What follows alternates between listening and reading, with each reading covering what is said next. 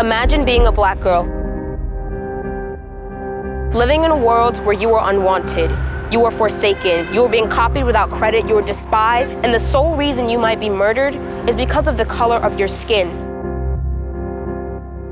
Imagine being a black girl, watching 3 beautiful women of color, 3 women that look like you, fighting against century-long systemic injustices and inciting a feeling of beauty in those made to feel ugly.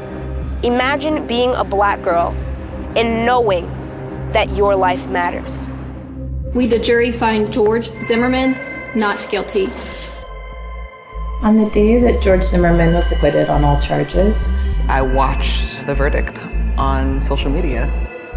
In that moment, I felt a sense of urgency. I went home and I cried. What were the next steps that we could take together in order to change the story? I wrote a love letter to Black people. It was to say there's nothing wrong with us. We're not a problem to be fixed. You deserve to live your full life, and you deserve to live in dignity, and you deserve respect.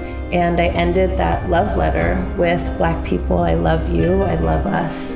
Black Lives Matter. No justice, no peace. No justice, no peace. We need to be treated as a human, you know? Don't shoot. Yes. It was those 3 words. And a few days later, Opal was in touch and said, I happen to know how to build platforms where we can connect people to actually do something about it, not just like or retweet or share. And so that's really how Black Lives Matter was born. My foray into activism, into social justice, and mostly into organizing is really inspired by my mother. I would say that I joined our movement when I was 15 years old. I've been an activist from the age of 12, 13. I was seeing injustice in my community. And what really captured my heart is the fight for racial and economic justice. And I have been organizing in that direction ever since.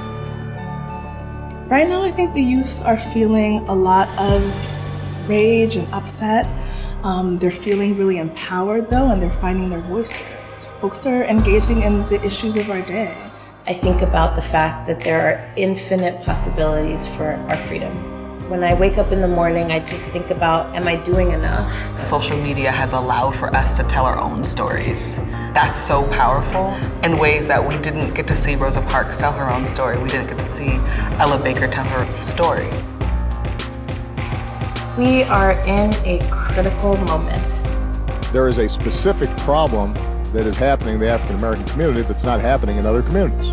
For our world to change and transform truly, we're going to need a moral, social, spiritual, and political awakening. Black Lives Matter believes that we deserve a world where we get to shape what happens to us.